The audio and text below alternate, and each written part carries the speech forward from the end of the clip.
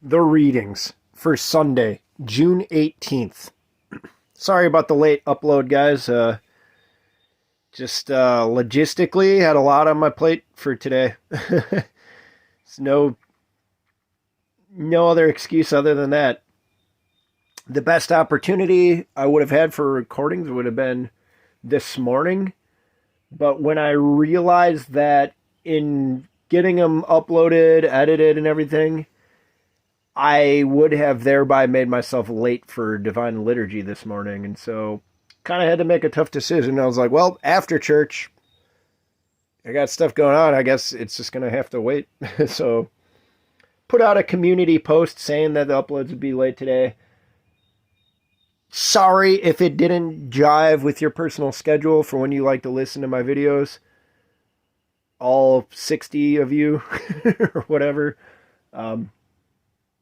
Hopefully you can forgive me. We'll get back on track through the rest of the week. But these were the readings for today. The Matins Gospel reading was from the book of Mark, chapter 16, verses 1 through 8. Now, when the Sabbath was past, Mary Magdalene, Mary the mother of James, and Salome brought spices, that they might come and anoint him. Very early in the morning, on the first day of the week, they came to the tomb when the sun had risen. And they said among themselves, "Who will roll away the stone from the door of the tomb for us?" But when they looked up, they saw the stone had been rolled away, for it was very large. And entering the tomb, they saw a young man clothed in a long white robe sitting on the right side, and they were alarmed. But he said to them, "Do not be alarmed. You seek Jesus of Nazareth, who is crucified. He is risen. He is not here. See the place where they laid him. But go, tell his disciples, and Peter, that he is going before you into Galilee. There you will see him, as he said to you." So they went out quickly and fled from the tomb, for they trembled and were amazed, and they said nothing to anyone, for they were afraid. All right. So this is a pretty familiar reading now. We've read this one certainly a handful of times. I think, at least a couple of times. So, nevertheless, we'll hit some of the footnotes from the Orthodox Study Bible for this passage. And for verse 1, because Christ died so close in time to the Sabbath, the burial customs of the Jews could not be completed. Therefore, these faithful women went as early as possible to complete the rites of burial. For the phrase Mary the mother of James, it says to see the footnote at Luke chapter 24, verse 10. Many teach that Salome was the wife of Zebedee and the mother of James and John. For verse 4, the stone had been rolled away, not to accommodate the Lord's exit from the tomb, for in his resurrected body he needs no such accommodation, as noted in John chapter 20, verse 19. Rather, this was to allow the witnesses and us to look in and see that the tomb was empty. For verse 7, the specific mention of Peter reveals a special care for the one who had denied Christ. In the words of Theophylact, Peter would have said of himself, quote, "I denied the Lord, and therefore am no longer his disciple," end quote. The angel's command is a promise that Peter is forgiven.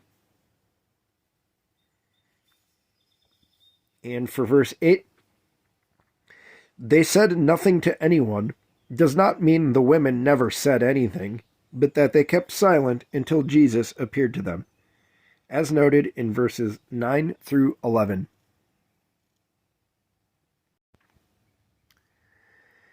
The epistle reading is from St. Paul's letter to the Romans, chapter 2, verses 10 through 16. But glory, honor, and peace to everyone who works what is good, to the Jew first and also to the Greek. For there is no partiality with God. For as many as have sinned without law will also perish without law, and as many as have sinned in the law will be judged by the law. For not bearers of the law are just in the sight of God, but the doers of the law will be justified. For when Gentiles, who do not have the law, by nature do the things in the law, these, although not having the law, are a law to themselves, who show the work of the law written in their hearts, their conscience also bearing witness, and between themselves their thoughts accusing or else excusing them. In the day when God will judge the secrets of men by Jesus Christ, according to my gospel. All right. Let's make sense of this jumble of words now here with some footnotes from the Orthodox Study Bible. So there's just one footnote.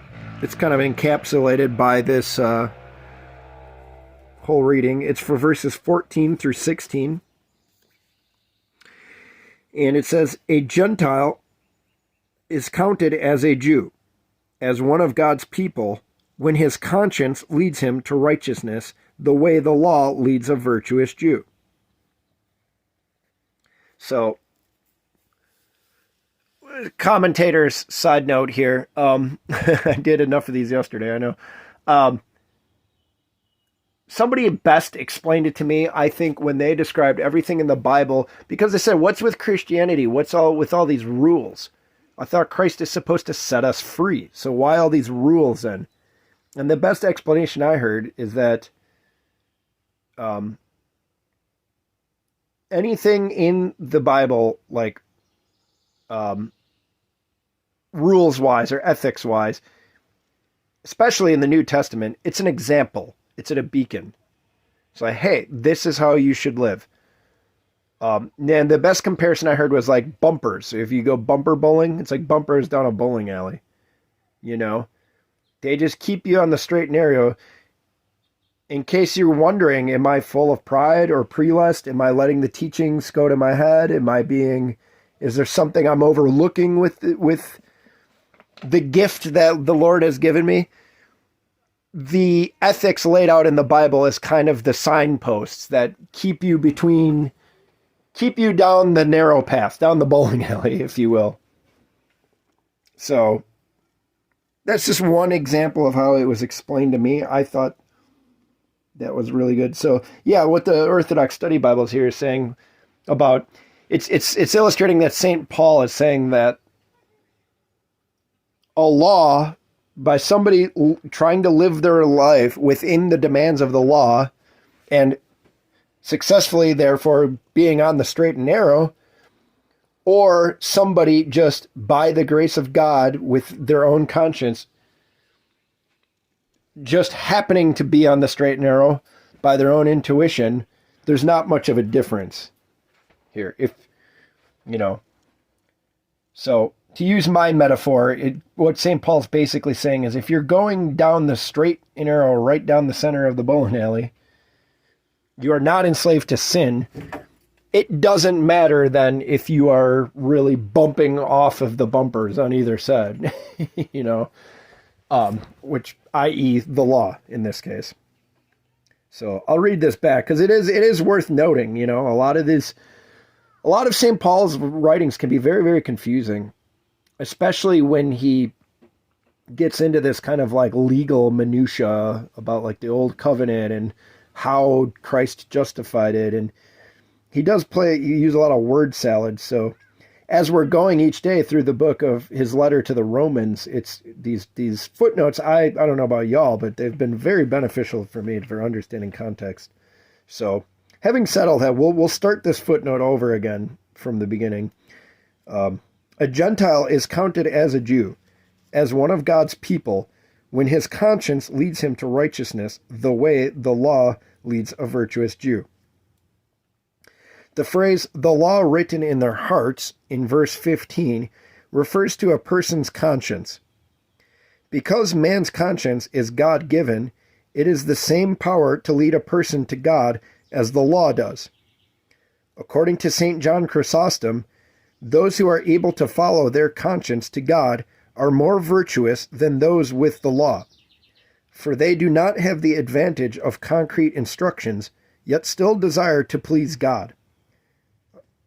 And then it says, in parentheses, however, see chapter 3, verses 1 and 2.